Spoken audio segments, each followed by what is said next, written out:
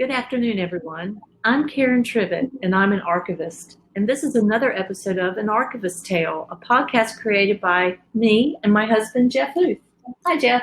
Hello, Karen. How are you doing today? Pretty well, thank you. How are you? I think I'm doing well. It's the end of a week, and what you know, but everybody else doesn't know, is I spent the week in the office, which is strange because I only spend 3 out of every 4 weeks I spend right here at this table. This is where I work. So it's a little strange. And when I went to the office, it's the pandemic came falling down, but I sort of worked. So now that it's Friday, I'm feeling okay. Good. Well, it is Friday, September 25th, 2020, and it is 4:13 in the afternoon Eastern Time. Do you want to say where we are? Where we are? Okay. We're at 1 West Street, apartment 2802, New York, 10004, United States of America.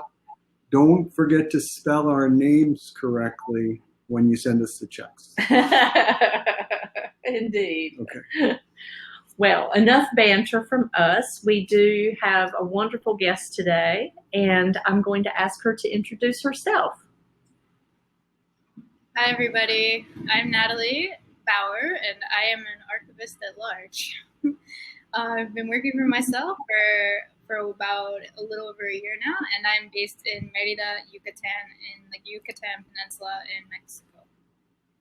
Welcome to the podcast, Natalie. Thank you for joining us. Thank you for having me. Yes. So I guess we'll just dive right in because I'm excited to hear this story. What is your archivist origin story, or how did you become an archivist? To be honest, that I didn't really know that being an archivist was a job or a profession. Even though I had always been a real history nerd, and I liked participatory history. So in high school, I belonged to some historical reenacting groups and researched clothing and made historically accurate clothing. Cool. Yeah, it was fun, and just was always really into doing research too, with period texts or primary sources. But still, I had no idea really that there could be a job related to that. And then I actually started college. I came from kind of working class background. So my family was like, you can go to college, but you had to study something useful. Oh. That would really hurt us. You had to have a job first, and then you could do the other stuff that you like to do. Oh. Wow. So I actually got into pharmacy school. Oh my goodness. Well, but it's kind of related. It's like cataloging pills instead of. So I got into pharmacy school and did about a semester of pre-pharmacy classes, and I was like, nah, this is not. I don't want to spend the next 6 years doing this. Oh boy.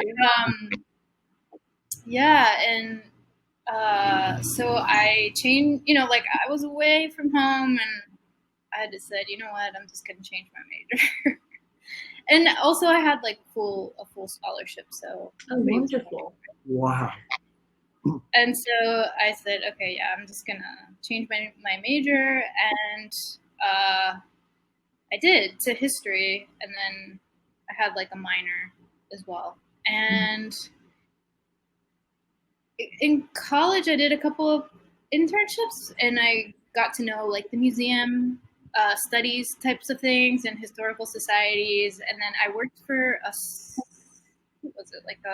summer at a living history farm. Actually, and I realized that Dan Noonan spent his summers there too with his kids at the same living history farm. Wow. We didn't know each other, there was no crossing really. Amazing. So, I was still at college, and his kids were really young. And So when I was there, I actually met my former husband and ran away and lived in Ecuador for a couple of years. And kind of got away from things, but while I was there, I realized I wanted to go back to school, and so I applied to history programs originally for a PhD, and then so my first year of funding was TAing, and that was fine. I didn't mind teaching, but they were for kind of weird classes like Japanese history, which I had no interest in really, but it was cool. Mm-hmm. But then the second year, a classmate of mine had done a year of a graduate assistantship in special collections. And I got really interested in that because I wanted to do something different. And so I did my year of graduate assistantship in the University of Delaware special collections, and the head of special collections at the time, well, the head of like the manuscript section, Rebecca Johnson Melvin, really helpful, and like kind of opened also my colleagues that I was working there with, Jamie Margalotti and Evan Eccles, became my friends, but also like opened the door for me to understand, like, oh, there's this thing called like library school. I mean, I knew like librarians and stuff, but I didn't really know about the whole special collections thing. And also in grad school, I had the chance to start using them as a history graduate, and I said, you know what? I think I'm not going to do a PhD. I'm just going to stop with a master's, but go on for library school. And so I was able to do that. I went to University of Maryland, but at the same time, I was working full time. Oh, wow. On a grant for cataloging the manuscripts and photographs at the Delaware Historical Society. Oh, wow.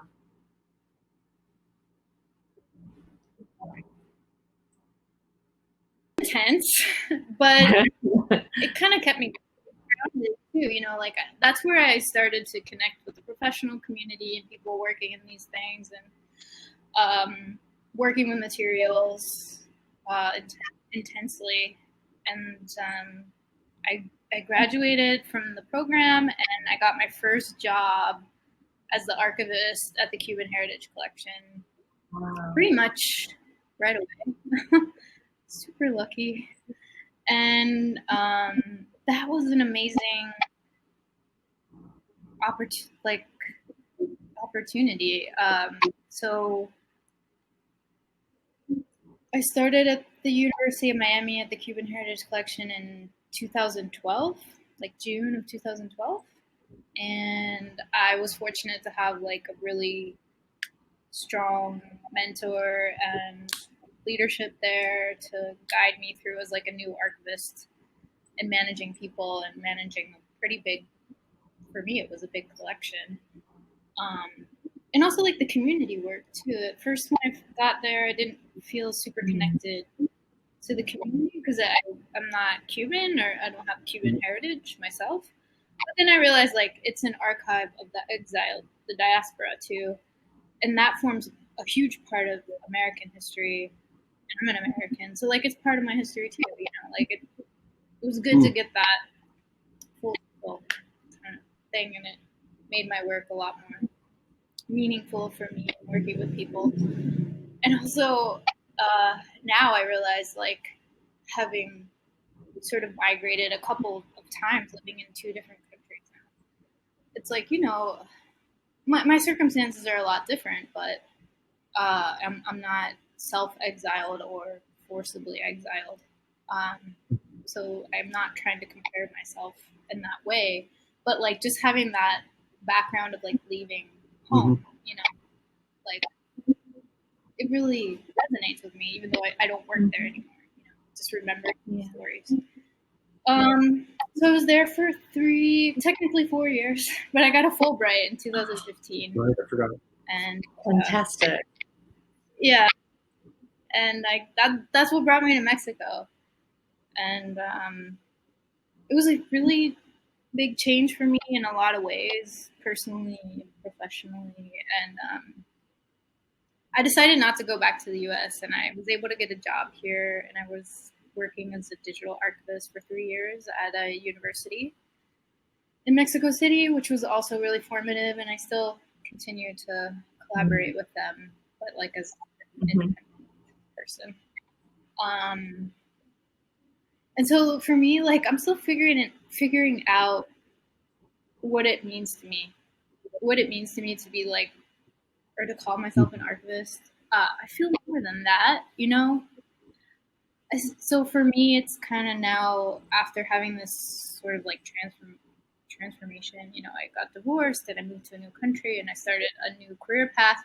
Like for me, it's blending my background with the skills that I have and working in archives and with collections and with people, and making it more personal and like doing more personal work with that. Like, so when I work with documentarians like Judy Blankenship, the woman that you interviewed who has a documentarian project in Ecuador, you know, she's like, oh, now I can see myself as an archivist. And now I'm like the opposite. Okay, I'm an archivist, but now I can see myself as like an artist, documentarian, you know? So like, I'm trying to blend that, but I'm coming at it from like the field of archives to like the field of art. Whereas usually it's the opposite, you know? It's been weird, but I mean, right now since I moved, I'm a little on pause and with the pandemic too, but I'm hopeful that things will percolate, you know, stories will come to the surface. And it's all about stories. It's just, that's what it's about, you know? And it's how you choose to approach it. So like, I want to take more from my colleagues and friends who are, you know, documentary photographers or filmmakers, or writers. I'm like, I'm those things too, and I'm also an archivist. Like, how can I blend all these things together? And I'm like working on that right now. So it's very much a work in progress. So my origin story is like clueless, interested in history and making old clothes and learning how to farm in the 19th century way. Like, oh my gosh, there's so much more creative ways I could do this work, and I want to learn them and do them. So I actually have a question about your Delaware experience. Did you ever have the occasion to visit or the need to visit the Hadley? Oh yeah, actually, University of Delaware has it's like history of business or something like that. It's a program, like a MA and PhD program. So I took a lot of classes with they called them like Hadley people. You know? And that was like a cool program, like super specific, right? It was a cool, and I did a summer internship there too. And it's kind of like it's basically like an estate now, you know? And so, which is a lot of northern Delaware. It's like, it looks like countryside, but actually what it is just big estates, DuPont related, rich people estates. But Winterthur is up there too. Very beautiful. And the resources they have are pretty amazing. Yeah. So what is your life like now? Meaning you moved during the pandemic. It was at the opening footsteps of the pandemic, but it was definitely the pandemic. We could tell because I was working from this table. And so I mean, how does that affect your life? How does that affect even your livelihood right now? You know, how are you these ideas? Well, I mean, I'm kind of like a solitary, introverted type of person. So like the being at home alone thing is okay for me, you know. I like to spend time alone. But I think the most difficult, has been moving to a new place and kind of seeing how a place that is based so much on tourism is really struggling right now. So yeah, there's a lot of people struggling just for daily, you know. So I try to, I don't know, do what I can for that. But you just kind of feel helpless because you can't do everything, you know. And it's been hard, just the not being able to explore or meet people like you used to, or there's a lot of people just like they don't even want to approach strangers really so much anymore. Everyone's paranoid. And my livelihood has been okay. I've been doing a lot of things online. Like I started doing that before everything changed, so it's kind of just like that hasn't been a transition for me so much as other people. But yeah, like for example, there was a thing that I wanted to check out in Chihuahua, and I was scheduled to go in March, but I had to cancel that, obviously, and like I don't know if I'll ever be able to. Or maybe sometime, maybe the 2030s. Oh. I don't know, maybe in like 10 years or something. And so, I don't know. I mean, everything's just really uncertain right now, you know, like, okay, it's fine right now for me, but that could change. And just being open to that, you know, and also being far away from where one is from. I didn't think moving far away from Mexico City was going to be hard. I was kind of like I needed a break from the city. But I really miss my friends, and maybe I didn't appreciate them so much when they were around closer. But also, weirdly, other friendships have gotten a lot stronger, you know, like long-distance relationships. So it's just different now. That's all. Right. But I live in a very beautiful little cottage house, so that makes it good. You know, that like my surroundings are nice, and my neighbors are cool. Shower one day, and they like threw me in a so I feel lucky for like those little things. But yeah, I mean, I haven't been in I was trying to figure out, like, I wanted to do a little bit of research for a project here, and like all the libraries are closed still, which is good. I don't think people need to be there. And I can wait. I'll do what I can online for now, and then go later. But yeah, people are still not opening doors. Yeah, I mean, it's all over. I got 2 requests this week for people to look at records, and I don't actually control any records directly, but I control all the records of the court indirectly. And so these questions come to me, and it's like, well, this is what this research room looks like. They close the door. They put a sign outside that says we are closed. And then they stay inside that research room. It's not really designed for anybody to go into it yet. And so there are all these people who want things, and we can't really give them. Even before, we actually keep most of our materials off-site. So we could bring them in, but it doesn't matter because nobody can use them. Right. So it's a real problem in archives. So some people have addressed it and have started opening up. Yeah, I mean, for me, it's like the stuff that I want to do isn't like super urgent. I'm not trying to finish like a dissertation or, I don't know, look up my inheritance.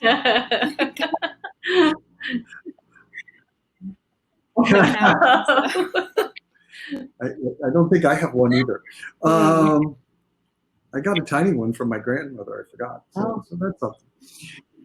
Yeah. Oh, that's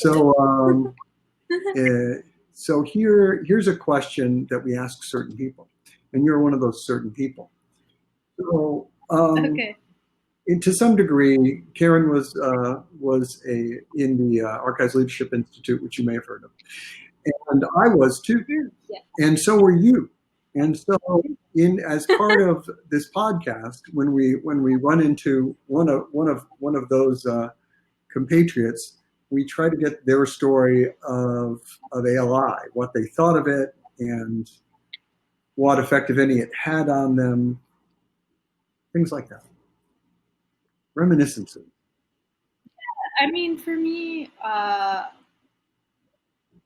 was so new. Well, I think, I was 2014.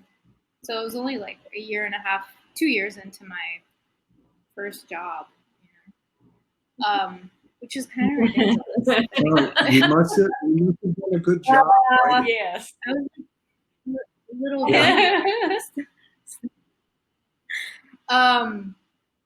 yeah, wow.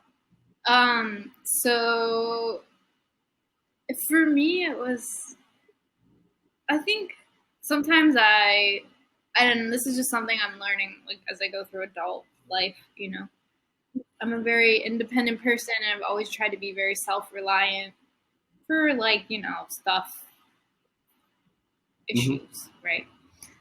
And so, like, for things like ALI, maybe I didn't realize it at the time, but I'm realizing these things now, later, afterwards, is that, like, really the connections, are the big. You can't just go through life thinking that you can do it all by yourself and that you don't need anybody, That's, like, just not the way it works. And, like, sometimes connections are bad, or we overvalue the meritocracy, like, oh, you're not supposed to, like, use your connections to get anywhere, or whatever, or at least that's sort of the way I was taught. I don't know. But it's not, like, you can do it in a healthy way. You know what I mean? You can help each other out in a way that's helpful to not just yourself or to other people, but, the community as well, and get other voices out there and amplified and things like that. So that was the biggest lesson for me, was, just like the learning that connections are really important. And I still, I love the people that were in my cohort, I don't talk to all of them all the time anymore, but, occasionally I'll still collaborate with some of them on little things. And the teachers were all, like, super great, and like the Midwest.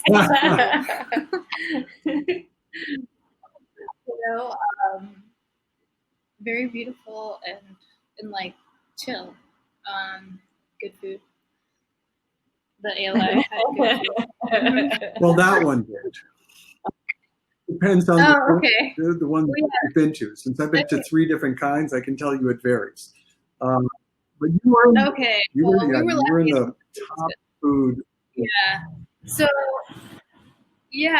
and I'm exploring more this idea of, like, interconnectedness, interdependence, and, like, the myth of self-reliance, I mean, you still need to be, I would say, resilient, but this idea that, like, oh, you can do it all by yourself is just not, well, right now I think that's a big, huge lesson. We're all going through it right now, you can't go it alone. Totally. I mean, so for me, that was the biggest. And with Christian Kelleher and Francine Snyder, we launched this little project called Itinerant Archivists. And in 2015, we were able to do sort of like a delegation visit to Ecuador. I wish it had been a little bit more practical, but sometimes, like, you just do what the locals kind of direct you towards. And people just meetings and things like that, which was fine. We were supposed to go, I believe, to somewhere. I don't remember. There was supposed to be a second trip, but like that just never materialized. And maybe someday it will, but obviously not. Probably not for a while. Maybe there could be like an online version of it. Ooh, that's a good idea. Maybe, You could do that. You could do that. You know. Yeah. So yeah, that kind of got launched out of that, and it was fun and a great way to collaborate with new people and see how to do something like sort of grassroots. Right. Mhm. That was what it is. Yeah, I learned not to hate group activities. Yeah, I mean, No. I can't tell you whether it was undergrad or grad school or even kindergarten. It was like group activities gave me the chills. yeah. Well, I would say the group activities in ALI are like short term. You know, they're a couple hours Maximum. or at the most like Yeah. over the week. But the I don't want to talk about those things. oh, I we had the bad we had memories the from high debate. school. That's all. Oh boy. You know, it's like And I was just remembering the post custodial debate with Cliff. That was fun. see. Was it? Pretty legendary. It's pretty good. As a matter of fact, I've been defining all terms related to post custodial. I'm not quite finished because they essentially all when we make a dictionary, we try to bring sets together, and so these are all the sets with custod in it. See, so custody, custodialism, post custodialism, post custodialist, and actually the list goes on for quite a while. So I won't say them. Yeah, I can imagine, especially an archival. Yeah, well, there's a lot. But the interesting thing is that if you look at that, you see how all these terms are connected together, and sometimes they mean the opposite thing, and they're all connected together. And so when you were talking about these connections, and how this was, and the importance of them, this is what archives are, because my belief is that archives don't function in isolation.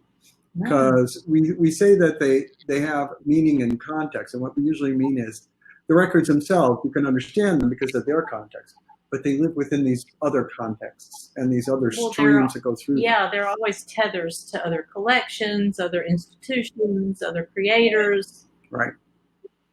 And that's where you get the most meaning, is like following the streams and making the connections. Because no body of archives is really rich enough to do anything except tell you about itself, whereas sometimes you're only looking at that to figure out things that connect it to it. Right. So I like connection. Yeah, the connections and like the tethers and linked. It reminds me of like linked data. Yeah. That's like it's a drop in the ocean, but it's like part of everything. So like getting very zen. That's how it all works. Yeah. We're made out of these particles that we're probably sometimes other beings, and sometimes literally we know it. Well, and Natalie, do you think all of these meanings, do you think it drives some of your international curiosity or activity in the archival realm? Well, I am a Sagittarius, so You'll have to tell me what that means. I am a traveler, philosopher. Okay.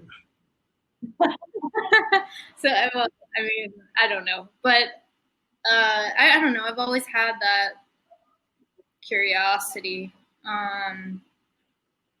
and I like living places and getting to know them, you know? I mean, I like to travel normally too, but always in the back of my mind, if I go somewhere, I'm like, ooh, what would it live here? Bad, I guess, too. But I think, yeah, it's just like the interconnectedness, the stories. I'm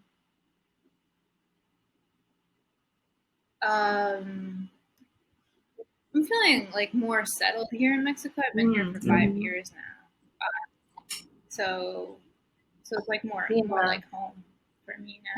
But still, there's so much to explore here, and it's just very culturally rich and a lot of history. And yeah, I think that's like the thing about living in Mexico City first, and then now here in the Yucatan. It's like, you know, you're surrounded by like thousands of years of history that's still very much alive. Like, you know, these the people that were here pre-Columbus are still here, you know, and they still have a vibrant, very alive culture, language, cosmology, way of life, way of looking at life, and it never went away at all.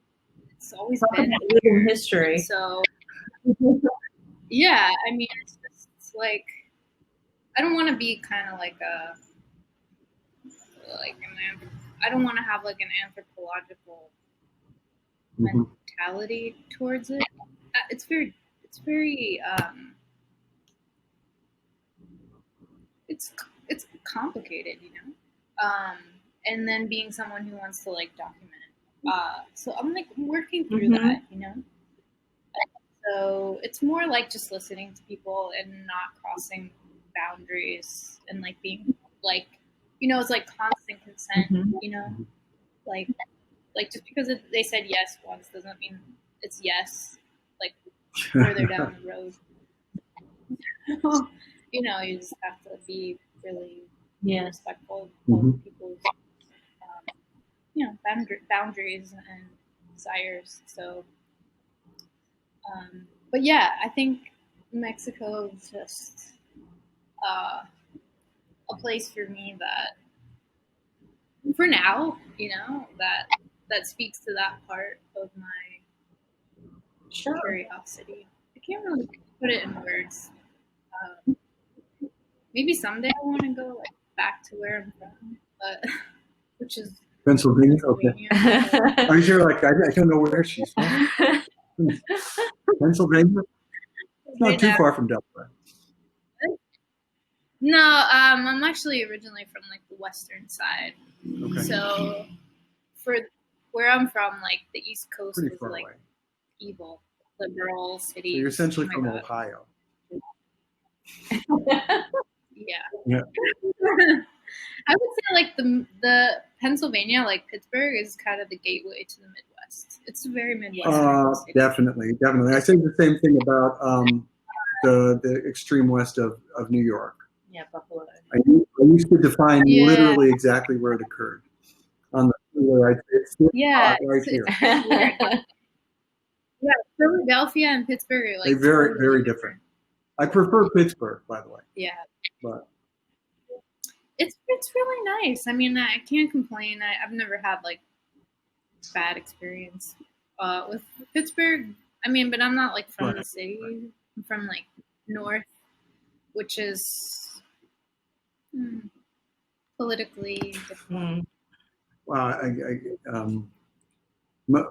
Most of every state, most of the geography is usually covered with conservatives rather than liberals, but that's normal. Yeah, it's very divisive right now. I feel it's, you know, there's like a lack of diversity in all senses of the word. So just weird to be there. So I want to ask. It's also what? Like people, very local. You know, people are from there and they never leave. Don't worry. You know, I know. Oh, what's this true. I know people in Pennsylvania who have been in Cambria County for 300 years. So, Oh, yeah. I mean, and they're good I people, believe it. but they've been there a long time. So, I mean, literally, not everybody moves. A lot of people move, but a lot of people stay. So, Yeah, and that's another thing. Like I'm trying to work on is like, well, a lot of the people I know here, for example, that I've met recently in Yucatan, they're like, I don't know how you live in Mexico City. Like, I would never leave Yucatan. And so, like, it's not, you know, we're all very universally connected. And so, I think, you know, a lot of people feel that way about their homes. You know, like, why would you leave? Okay, that's valid too, I think, completely. I actually respect that a lot because sometimes I wish I could have been like that. My life would have been a lot more simpler. Speaking for myself. yeah, I know, right? You're just like, oh God, why do I keep doing this? Kieran's autobiography is going to be called "Escape from North Carolina," but only in a slightly negative way. Mostly positive. So, Yeah. here's a sort of related question, which is, you talked about this idea of being a documentarian, and there is a way in which we use the term documenting in an archival way, but you mean in at least a slightly different way, but still related. And so, and at least part of this has to be the photography, because you took up actual film, black and white film photography, you know. Yeah, like old 19th century style. So, and what I'm wondering is, first, just tell us about that, and second, you know, tell us about what you are or are not doing right now because of it. So, for instance, I always make things, no matter where I am. It's just that if I'm only here, I am very envious of. it's just the possibility. Yeah, I really admire people like you, Jeff. Like, you're always making something, and I feel like right now I'm sort of navel gazing a little too much about my own work. Like, but maybe it's just kind of part of the process. Like, am I an artist or am I not? Or you know, like stuff like that. And also, this is not a healthy thing, but like comparing yourself to other people who have been doing the work for a really long time, and not respecting like their past and their path, and also disrespecting your own path, because you can't like compare yourself like in that way. I've kind of gone like that, you know, and instead of regretting it or beating myself up about it, it's just like, okay, this is part of my path. Sorry if you hear something in the background. It's the street vendors have different sounds. Interesting. I thought it was like, yeah, that one was sweetbread. Wow. So time will say. Yeah. They pass right out. I just didn't know if you were being invaded by Martians. No, it's just like, you know, different sounds for different products. Interesting. Like, Golly. Go outside and buy. So I think that's why. It's very It is. I mean, I got a produce vendor that comes by and blasts like classic rock and tells me what he has on a loudspeaker. And then there's an ice cream vendor that comes and bangs on a metal rod on his bicycle. Wow. And then the bread is the horn. There's other stuff too, but I can't remember. But anyway, where was I? Yes, the path. So the archive, being an archivist and like studying library science and going that sort of path, was part of my path. And now I'm incorporating other things and just like kind of realizing that maybe, I don't know, it's just like a personal thing right now. And so the photography has been great, but also really frustrating because it's type of work that requires a lot of equipment and like chemicals and um, logistical stuff. Yep. You know, like my 8x10 camera is heavy. It weighs like 10 pounds, over 10 pounds, and so you need like a special tripod, and you can't really drag it just anywhere. You know, like all this stuff. But it also, I don't want to give it up because like the results are really beautiful, and the time, it's teaching me a lot about process, you know, and that like you can't just have instant results like everybody thinks you have. The way people present themselves and their work sometimes on the internet, it's like, oh, you know, this just like happened yesterday, but it might have taken like 5 years to do it, or get yourself to that point of like making that kind of style or type of work or whatever, you know. So we don't really see so much of the heartbreak that goes into it. Like last week, I had to go back to Mexico City to pick up a camera and some stuff that I had to leave behind, and just got stuck for 6 months there. So I have not been doing a lot of work, although I think sometimes we think that if we're not like producing something, we're not working. But I think having space and time to work on some of the like personal things that I need to do so that I can move forward with my work and like kind of. So there's this phrase that I just learned today. Wow. Actually, it's great. I love it. You can't do everything, or you can be anything, but you can't be everything. Mm-hmm. So that's been something hard for me, I like a lot of things. I'm interested in a lot of things, and I also have a bad habit of like comparing myself to other people, which makes you think like, oh man, I'm not doing that, like I'm terrible or whatever. And like that's just part of the process, you know, like realizing that okay, I can be anything and I can be the things that I want, but I also can't be everything. So this period for me of kind of slowing down and maybe not producing a lot of work, there's other things happening so that I can like have a lot less speed bumps when I am working, and just focus, like stay in my own lane and focus on my own work and do what I need to do, you know, and not be so worried about other things going on. It sounds really elementary, but that's where I'm at. And I'm okay with talking about it, admitting it. I'm like very open with my process because I think we need that, you know, like so much fake stuff, like fake news, fake social media, you know, like trying to keep it real.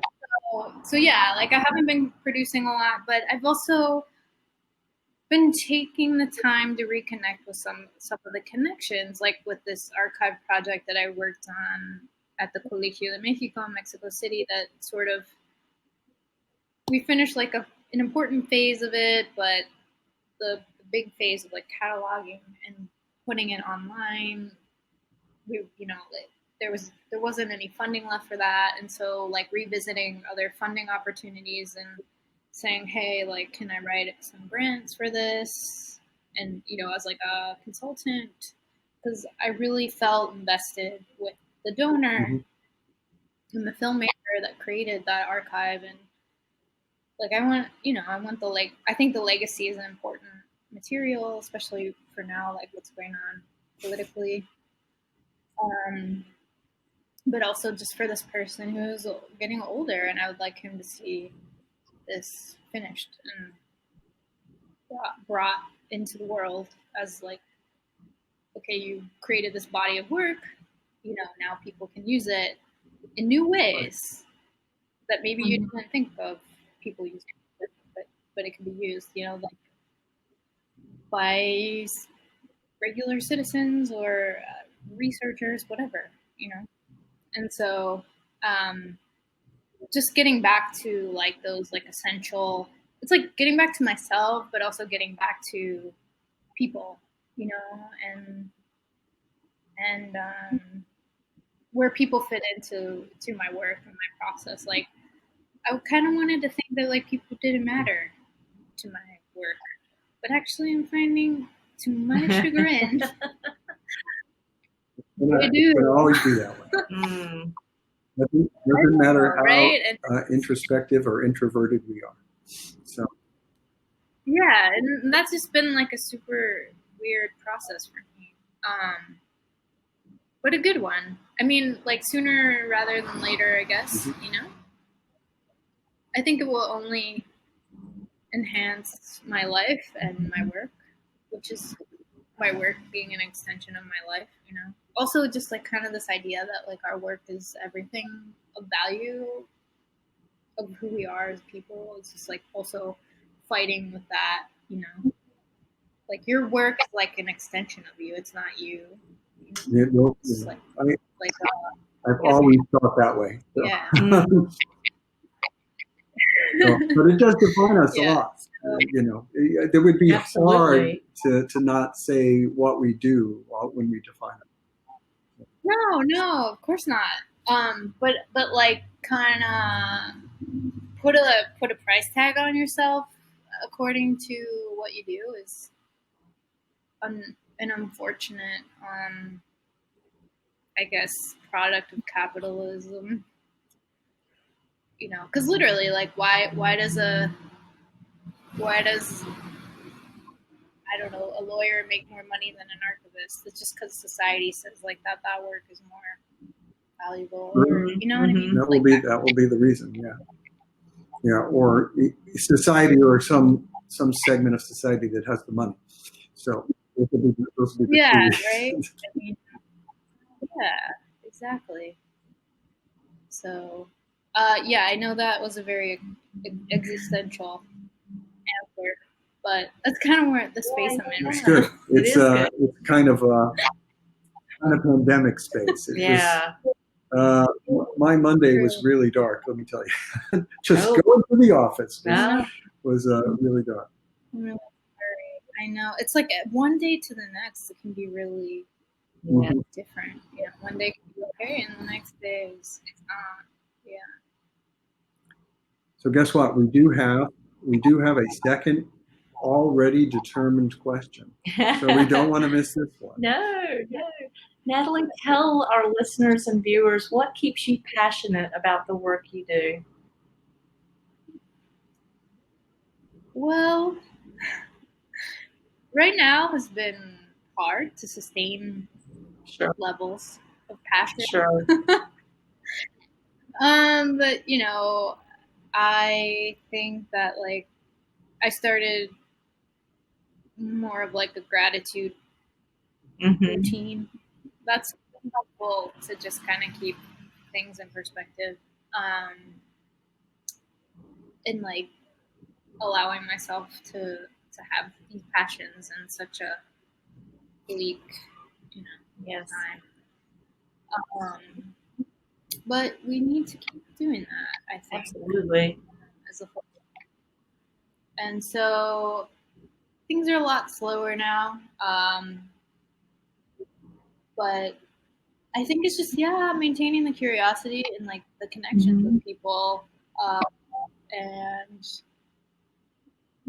being open. Sometimes it's hard to stay open, especially in a time like this, you know?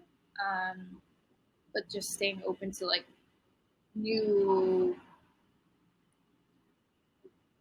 people, new opportunities, new points of view. I don't know. Keep going. And some days they're not going to be great. Other days are better, you know? But I don't know. I wouldn't say like passion is hard.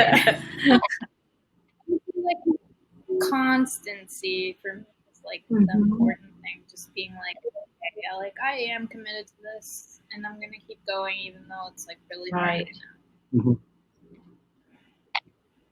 Passion for me is little bit stronger word.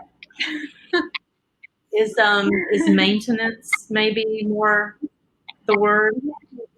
I think that's great. I think it's a wonderful way to think about it, especially, and I know this has been talked about, like in the profession, but like that maintenance is just as important, maybe even more important than like the innovative, passion stuff. Mm-hmm. You know, I think that's a space that I'm liking right now. That I'm also, that it's something I admire in a lot of the people that so like a thread through some of the people I've come across through like projects or kind of collaborations or whatever, or just people I meet. Like the thread that always like fascinates me and that garners the most respect for me are like these people who have just kind of plodded along for a really long time and were like, I believe in this and I'm gonna keep doing it, not like trying to be a flash in the pan, whatever. But end up with this incredible body of work or incredible legacy or I don't know, just character. You know, they have a lot of integrity. So that to me is important. So yeah, yay for the maintainers. Indeed. Wow, that's good. Very So, good. so what are you? Where do you think? Here's what I always say: we don't know what's going to happen. I always say this: we don't know what's going to happen. We think we do. We're going to guess it, but we don't know what's going to happen. But we still plan for things. So where do you think you want to go next? Or do you think you want to, and that could be, of course, geographically, but that's not what I meant. And, you know, what are your thoughts about the future? And this is a strange question, which we haven't asked before, because especially now, because this is the time where the future is the least known. Yeah. No, I think for me, that my exercise has been like for someone who's always a little bit too focused on like what's next, or can't really focus on what's going on now. It's like literally one day at a time. So I wish I could say I had thoughts. You don't have to. I do not really. For the first time, I don't have an answer, and I'm like,